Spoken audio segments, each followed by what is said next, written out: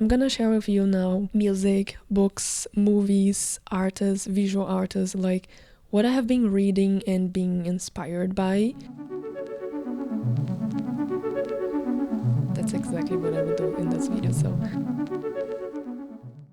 And maybe you can tell me in the comments the same, like the same kind of artists that you wanna share with the world, because we're not talking enough about them. I feel like I wanna grow as an artist and I wanna have more references as well, like for myself as an artist, but as a person, honestly.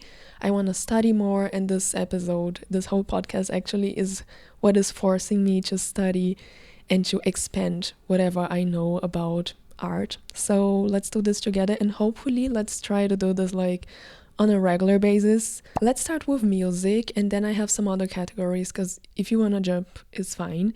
And I will try to make this like not so long, because I do feel like you will search whatever you want to search later, so I don't want to talk too much about anything here, but just like share with you whatever I think it is interesting. And I will start with music. I am a huge fan of Aurora. Like, as a person, as an artist, I just admire her so much, and her music, her voice, her lyrics speak so much to me. So I was so blown away when I found out that she was acting. Like, she have done a feature in one song, I will leave it here, and she's now like acting in this short film kind of for this music video, and it was so amazing to see this side of her, because it is acting and it is at the same time very unique and very her way of acting, and this just inspired me much more as an actress. Another artist that is like inspiring me, I would say, is Rosalia. The mix of academic and pop, because a lot of the references that we have in internet times, like Justin Bieber or Taylor Swift, those are artists that are like starting on the internet, or they just started and they just start singing, and then back in the day where internet was just growing, they like developed with this and they got famous because of it, or along the way. Like, nowadays the world is such a different place, and we study art, like, and who's ever out there that also studied art probably have the same feeling, that sometimes it's very academic and we are in the bubble of the university, and then studying art is so complex. Like, how can you measure this, and how can you say that this is a nice grade for a nice performance? So it's very complex, and I feel like she's one of the artists that is like coming out now and coming from the place of wanting this and fighting for this and studying this, and now she put it out there with many languages. And for those that also know me, I research theater and languages in my graduation, and I even got published because I am a curious person. So I was like, what if I speak another language and then this changes me, and then my performance could be also very creative if I put languages in my creative process here for this role. And then maybe on stage, I had the luck of having a character in my final play of graduation where he spoke like Japanese as well, so I made like a Japanese rap, and I was like going into the creative process as an actress aware of what is the accent, what is the language that this character speaks, how does this character speaks, and how does the body change. So I can think about Lost, which is a series that were like back in the day of my parents, and even I watched Lost, like, was amazing. They put in a lot of actors from all around the world, and this is a catch. This is how you get more views, like, sort of, this is how you get more attention, because you're gonna have more people. And I can also think about Sense8, which is an amazing series where they also put a lot of people from all around the world, and this engage an international community. In her truth, you can see that she's doing this because she wanted to, and you can see that she's also like very good at marketing it and making it also a very spiritual practice, because I guess indeed it is. And yeah, I'm just impressed. My favorite one from her album is Yugular, where she's singing in Arabic, and I could listen this Arabic part like the whole day, all day long. Like, every day, all the time. Honestly, it's beautiful. So maybe you can give it a chance. Another artist that I'm impressed by, and I'm also a huge fan since always, is Florence and the Machine. I don't know, Florence is so magical and so human at the same time. And I guess her creative process coming from the lyrics, coming from writing a poem and then making it into music is also a creative process that is like very speaking to me right now. I have made an episode here. I guess my last episode was about poems and images. You can say a lot with less, and you can have a lot more images and freedom if you just work with words in a way that a poem means working with words. Like, it doesn't need to make sense, and it usually does make a lot of sense later on. So I'm impressed by. I do love every single music and album of her, but this one kind of feels so mature, and it just released a lot on me, and it's just so nice to hear, nice to dance, nice to hear while I'm doing other things. Like, it's an album for all the moments of my life. I just love it, and I truly appreciate her so much, like so much, for real. This one is like not now, but I have been listening a lot to 21 Pilots, like me and my husband, and we are like so in love with them. Like, I'm still in love with them. They put it in an album some months ago, or I don't know, but I do feel like they created like a story. If you're not into the whole lore, they kind of created a story throughout the albums that they put it out in the last years.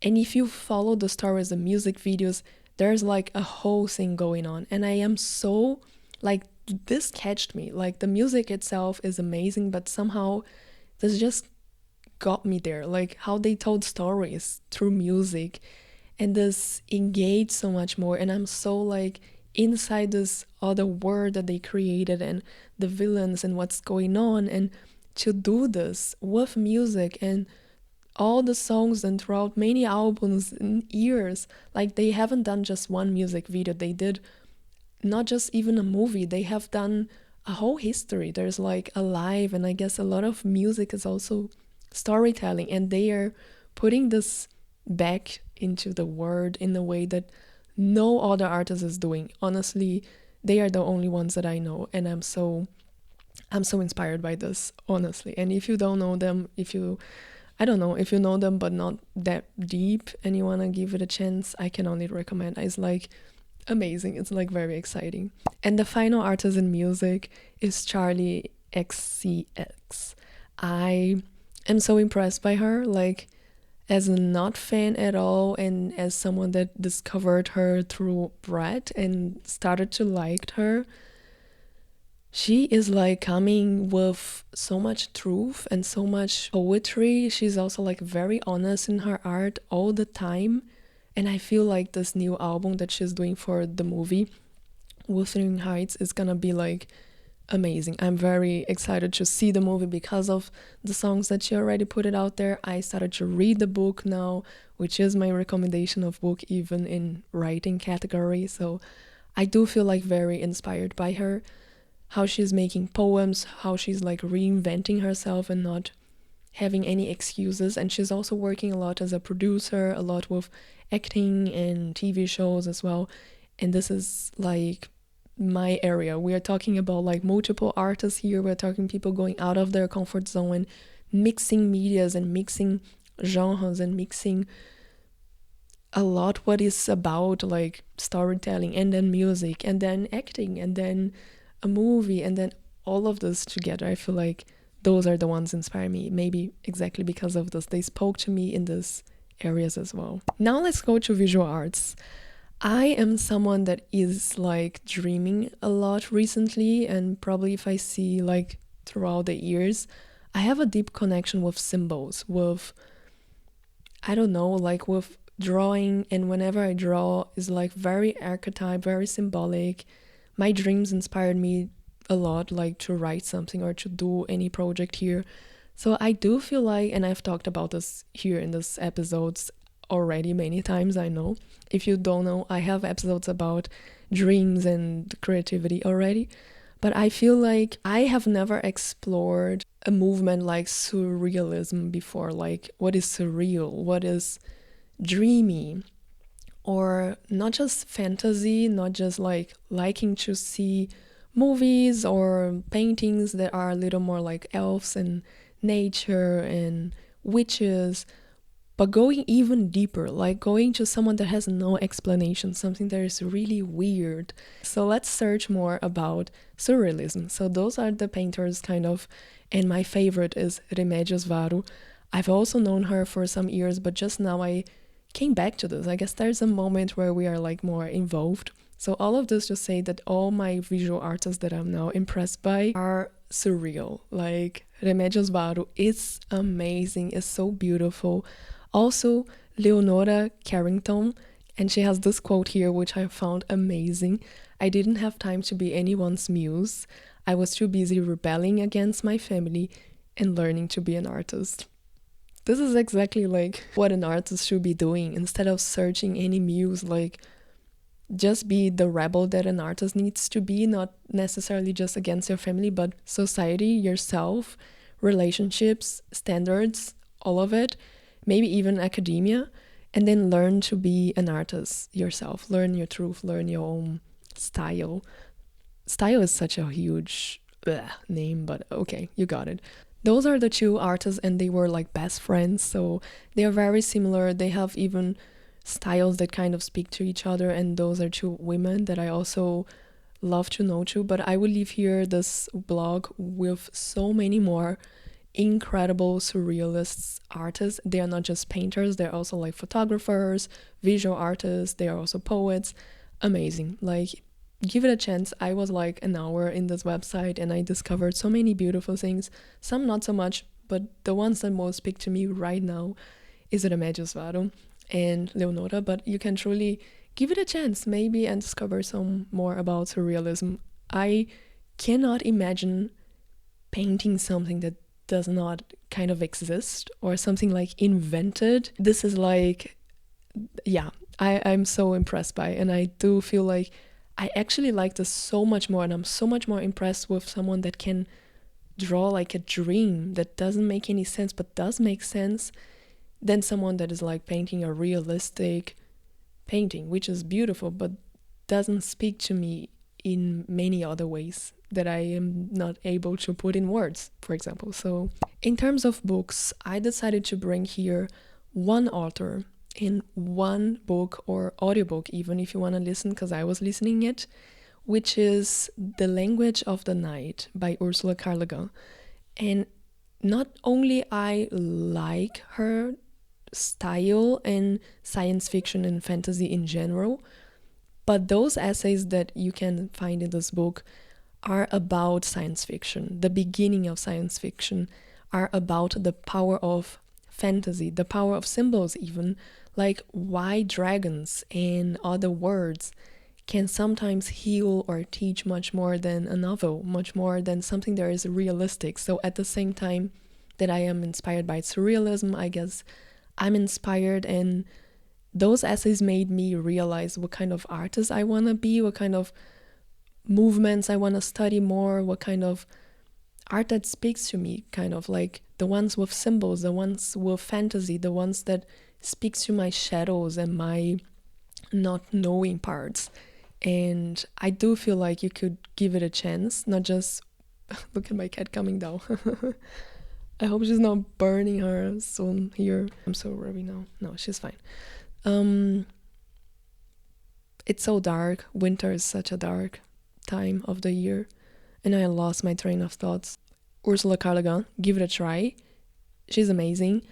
I've tried to read Earthsea, didn't work out so much for me at least, but I do loved, and I read such a long time ago, The Left Hand on the Night. I read it in Portuguese, so it was A Mão Esquerda na Escuridão.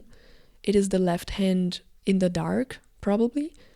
It was amazing. Like, it blown my mind. I was like reading Hunger Games and then reading Divergent, and I was like a teenager, and then I came to her book and I was like, this is real shit. Like, she is writing real fantasy. She is going wider.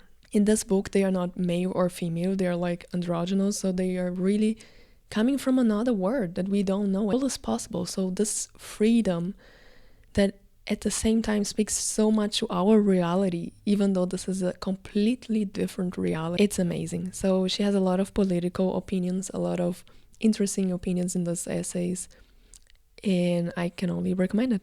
Now let's go to cinema and theater. Basically, I can only recommend you this time Brazilian actors and Brazilian directors. Sorry, but we are amazing. Like, I am finally realizing how the world is cherishing our cinema more, like with Ainda Estou Aqui, that got the Oscar, and also now with Agente Secreto, which I haven't watched until now, but I want to. Que foi, menina? I'm so worried about my cat, I cannot focus.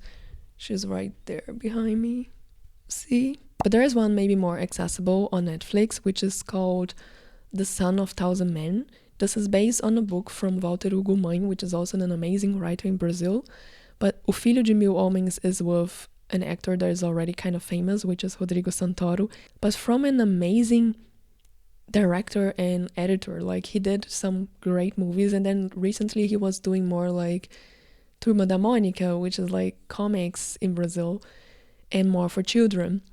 And then now he came back with the sensibility of those that can work with children. And the same happened with Ursula K. Le Guin. The Earthsea trilogy is like much better than Harry Potter and like the beginning of sci-fi and fantasy, and was written for children. And it feels like people that are able to make art for children, they got it. Like, they got that they cannot lie, that they can be true and very touch the essence, because children are actually very nice public. And usually when I'm watching a movie or a series, I do like a visual review. So I have done one about this movie. It is not having so many stills from the movie, so I kind of not had so much, but I do put here whatever I find interesting, and then I also let like some notes, like what is inspiring me. Another movie I saw is Die My Love, and it is with Robert Pattinson, also with Jennifer Lawrence, two actors that are like, I cannot stress enough how amazing they are, but how amazing they continue to be. Both being now parents, also again what I talked about children, like once you are in contact with children, it changes a lot. It changes how you behave, how you connect with your truth. I can see how they're acting different, how they are so much more mature but so much more truthful. It's amazing. It's amazing to see their performance. I do think that this movie is very heavy in many points. Like, it does talk about depression after giving birth, and it reminds me a lot of the documentary about witches on Mubi, which is exactly about what were witches, and witches were actually just women that were struggling with their mental health after they gave birth.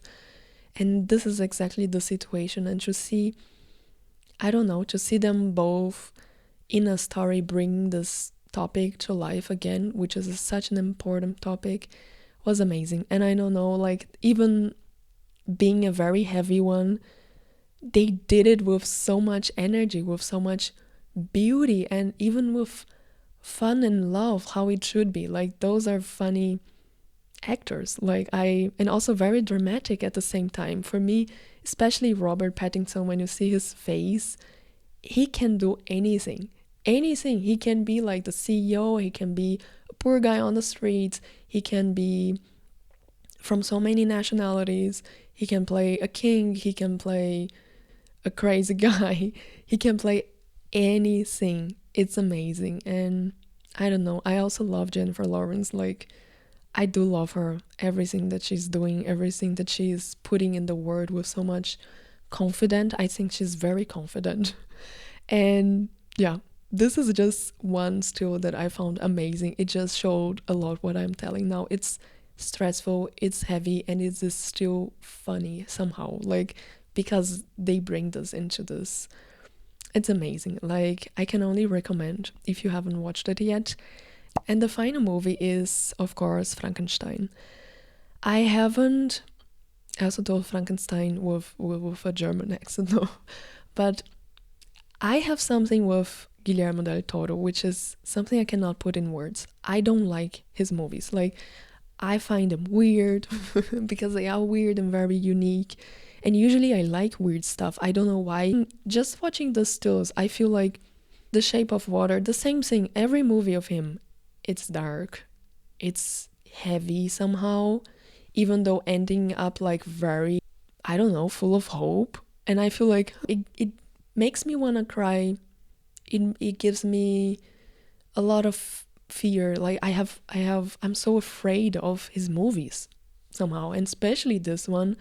I gave it a chance. I watched it. It's beautiful in so many ways and full of metaphors. It's amazing. It's an amazing movie. I guess what I'm trying to say is I have made even an episode already about bad art, which is not necessarily bad art. It's just the art that you cannot describe, and maybe it does not give you just pleasant feelings.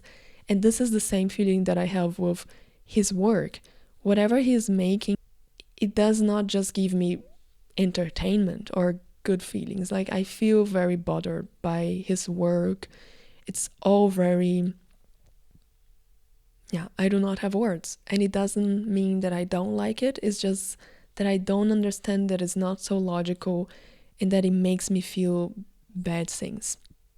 Honestly, like boredom sometimes, but also fear, and also, I don't know, it makes me feel very alone. It makes me feel very vulnerable. And I guess that's the point as well. So what I'm trying to do, since I've made this review of bad art, is allowing the movies that I not necessarily hated to be part of my process, to be here, and I talk about them as well. This is it for cinema and theater, but I want to end it up with some animes that I also watched recently. There were some that were not that great. I will not talk about them, but I've watched 3 nice ones. Like, I found them nice, which is, of course, Apothecary Diaries. This one I've watched a long time ago because it was out on Netflix this year already, or even last year, I don't know. But on Netflix, we only have 1 season. And then I realized that in Crunchyroll was raw. But then I realized that in Crunchyroll, there is already a 2nd season. So I watched the 2nd one as well. It's an amazing one. It's one that got my heart.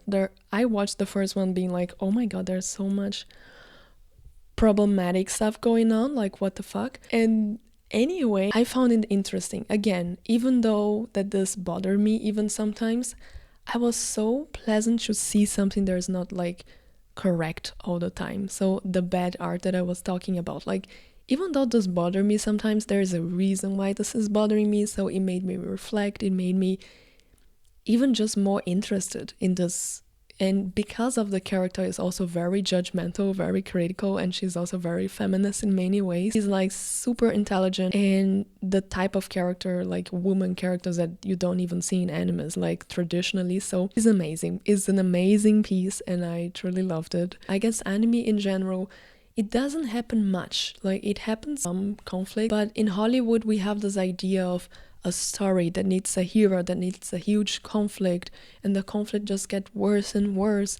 And you don't have this, not just in animes, but in movies even, or series, or doramas. Like, you have not so much going on. It is more, not just easier to digest, because it's not about how cold or smart the show is, but it is about life. It doesn't need to have overwhelmingly conflicts all the time and being like the end of the world every time that you see a plot. It can be small ones. It can be more chill. So I guess I was watching a lot of anime because I needed this calm that animes gave me already. Like, and not just this one, but for example, Frieden, which is an amazing one as well. Also with an amazing female character. And I feel like this is what I want to feel sometimes when I see something. I want to feel like I can tell a story without feeling that the world is gonna end all the time, every day. Like, oh my god, like, without so many people dying, or blood everywhere, or just zombies, or just, you know what I mean? Like, Two more examples. Kaoru und Rin. The guy likes the lady likes the guy, then they're together and the story is over. Like, clearly there are some obstacles, but it's not that difficult. It's like, I like you, and then you move on. And then I like you too, and then you move on. It feels like both of the shows, Kaoru und Rin, but also Blue Box, they have their conflict, but they have true feelings that are allowed to continue. I feel like sometimes, especially in this culture that we have, like, so openly talking about our feelings, and actually when you think about it, we in the Occident, we are like more like we can share our affection in public and all of this. And a lot of these cultures in Orient, they were like more closed. So maybe why the art itself and the show itself is always more like letting it flow, because in real life it would not flow. And we do it vice versa here, like in America or in Europe, where the culture is more open publicly. So we make it more difficult on the stories. I don't know if that makes sense. I did not elaborate this so well. Those are some examples. Everything is so bright. Everything is full of light. Not all the time, but anime is usually very bright. Everything's really easy to see and to understand what's going on. Also, another interesting thing is how the characters go into a more childish or dramatic, very exaggerated, not just in how they tell, but also the visuals of it. I find this so funny, and I find this like very, I don't know, cartoon vibes, clearly, of course, but it's very theatrical as well. And you can have this in real performances as well. For example, what I was also showing in Die My Love. Like, you can have moments of this in real movies, but we're choosing not to, because we're choosing to keep it real. And animes don't really want this all the time. They don't want to keep it real. Like, they're doing more visually the feelings inside instead of what is outside. We have often like monologues. We have really just more static moments sometimes and just dialogues going on. It feels very introspective as well, which is why I also love animes.